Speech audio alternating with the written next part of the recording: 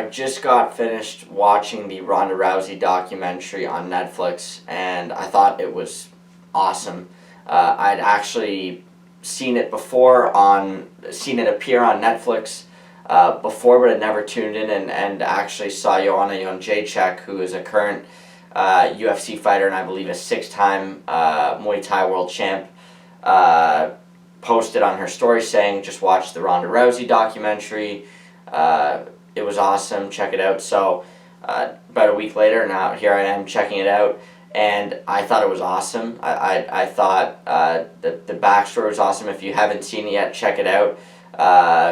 I'm going to talk a little bit about it here, so turn the video off if you haven't watched it, you're looking to watch it. I don't want to spoil anything, but for those who are either looking just for a review or some context on it, here I am to provide that. And I just found that her story was amazing. I started following Ronda, I wasn't a big UFC fan about 4 or 5 years ago, but I believe her last fight in Strikeforce was in 2012. I want to say that last fight was against Miesha Tate in 2012. I know she fought Julia Budd and Sarah Tello, I don't know if I'm saying her name right, in 2011. And those were, I think she'd only had 2 professional fights before. I forget what company she was fighting for, but she had 2 fights, then moved to Strikeforce in 2011, and obviously caught more attention there. Julia Budd was formerly the world champion in Bellator. I want to say she would have been the 145 champ in Bellator. I know she recently lost against Cyborg. Julia Budd is for sure one of the best female MMA fighters, as is Cyborg. And so, Ronda beating Julia Budd was no joke. Then she goes on, believe she fights Miesha Tate, who won her first 12 fights, and then lost her last 2 against Holly Holm, lost her belt against Holly Holm, and then tried again to fight for the belt against Amanda Nunes and wasn't able to beat Amanda Nunes. But some things I didn't know about Ronda Rousey and her background before watching this documentary. I found it about a few weeks ago. I haven't been fully immersed in MMA and UFC for a long time, but I did find out that she won a bronze medal at the 2008 Beijing Olympics in judo.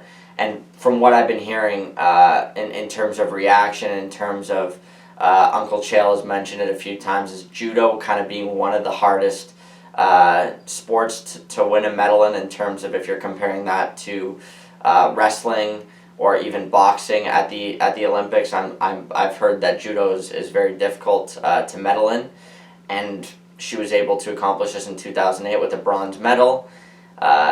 One thing that I didn't know until watching the documentary today was her mother was a world champion in judo, and I believe was the first American to be a world champion in judo. So obviously she had some roots within judo. I also believe she was on the or either qualifying or was on the Olympic junior swim team for the United States. So that's pretty amazing. And then she wanted to switch out into judo. Her mom wasn't really for it, and which sounds kind of crazy considering that Ronda, that Ronda's mother was, one of the top judo artists, in I don't know if artist is the right term, but one of the top judo fighters in the world.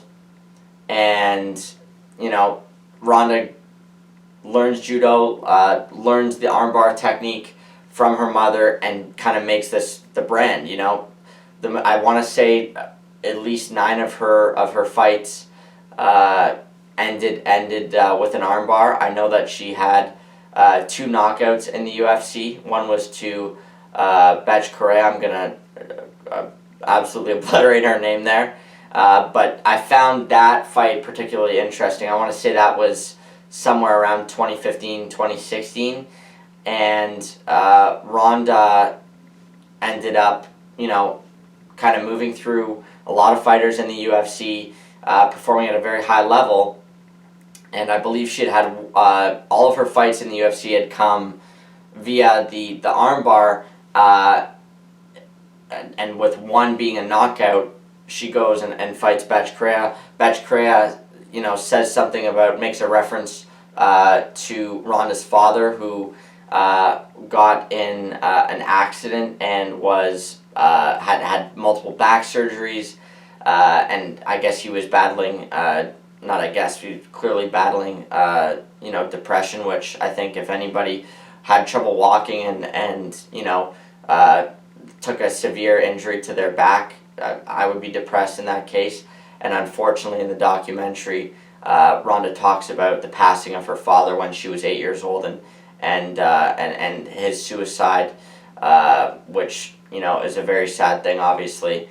Then Betch Correia, makes reference to this. Well, obviously that's not going to make Ronda happy, and Ronda ends up knocking her out and making quick work of Betch Correia. So there had been a lot of smack talk leading up to that fight. When Ronda was doing her workouts in Brazil, because I would assume this fight was in Brazil, the Brazilian fans were cheering her on at the workout, getting pictures with her, cheering her on at the arena that they had fought in. So that I found that pretty amazing, that kind of the respect that she'd gained. But she'd also received a lot of hate from a lot of the media, and she talks about that when she was in judo. The fans would boo her, but the media was nice to her, and kind of how that was a little bit of a vice versa effect when she came to the UFC. The fans would cheer her, and the media would kind of boo on her and labeled her as a cocky fighter.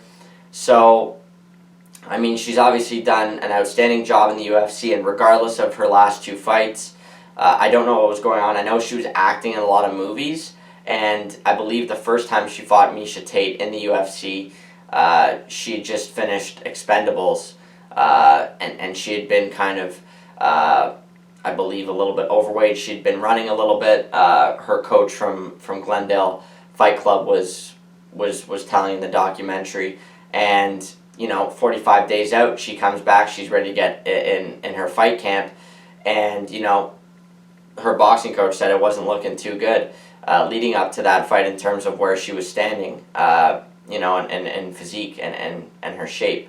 So obviously that wasn't an issue. She made quick work of Miesha.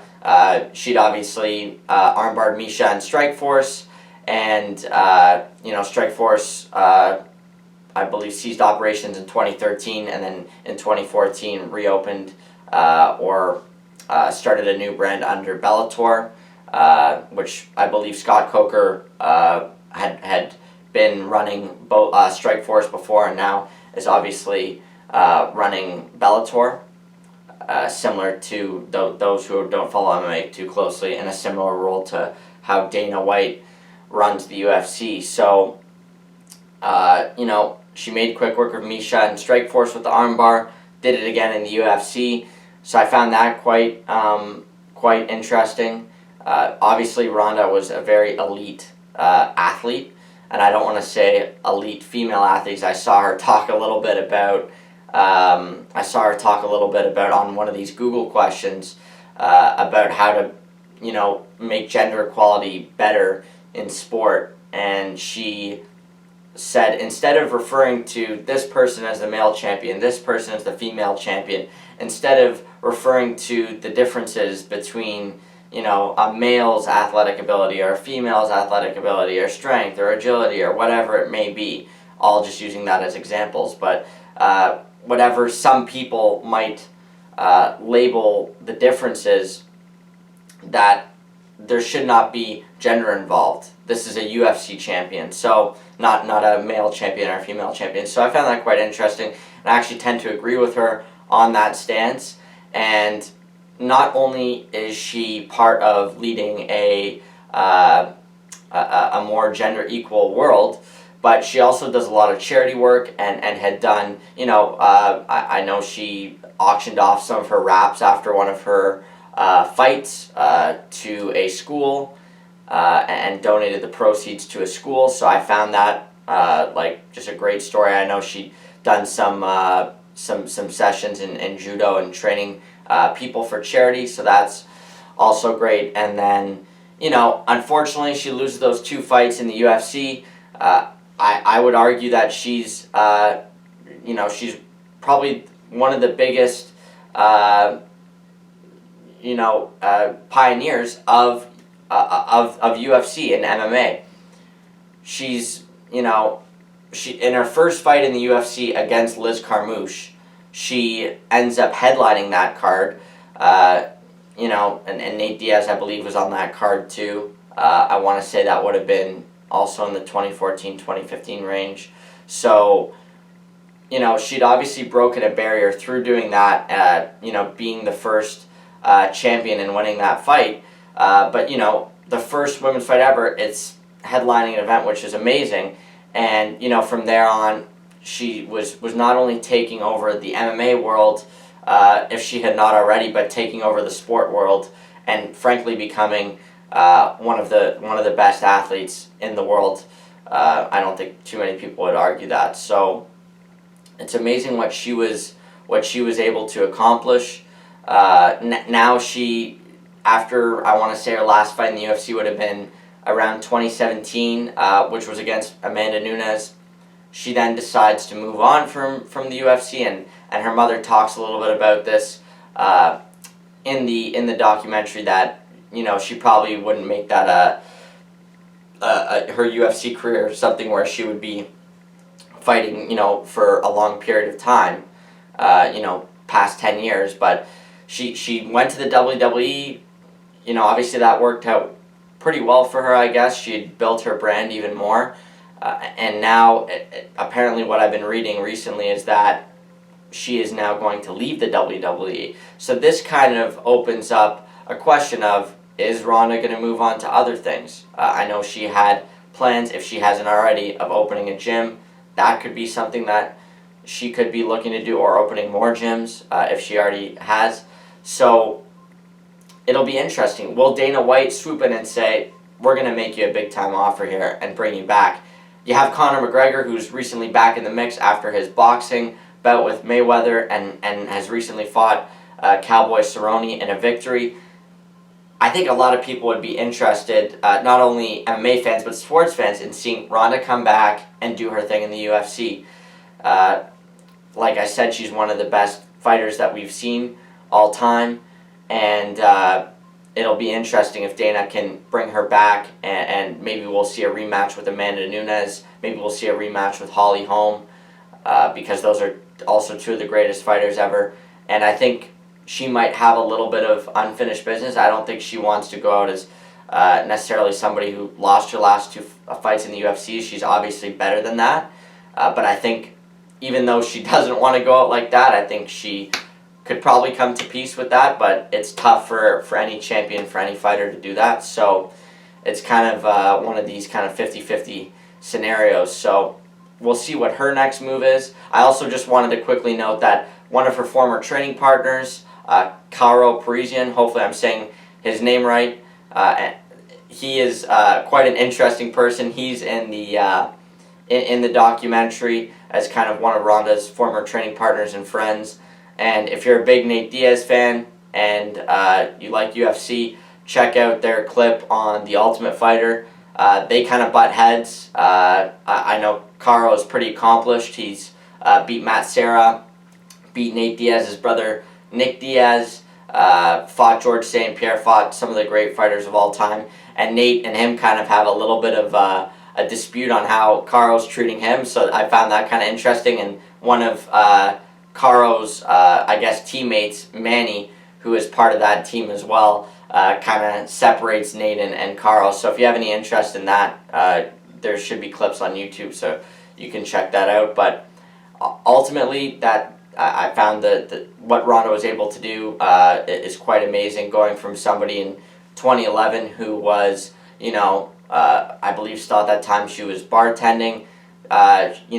She she kind of made fun of her Ronda Honda, and didn't have a lot of money. Some of her coaches were saying Jean Liddell was saying that she had been kind of going meal to meal, which is kind of amazing considering that she went from that in 2011 to being the biggest female fighter in the world in 2014, 2015, maybe a little bit earlier than that, and now she's a superstar, whether that's in sports or entertainment, frankly both in my opinion. So if you haven't checked the documentary out, I've still not kind of told the whole story, but there's some interesting things you can take out of that, and just that mentality of a champion. People doubted her as a striker. She was able to knock top fighters out in the UFC. She was able to overcome boundaries, and she's just a true champion. So thanks everybody for tuning in. I hope you enjoyed this review. If I've made any mistakes in terms of pronunciations, let me know.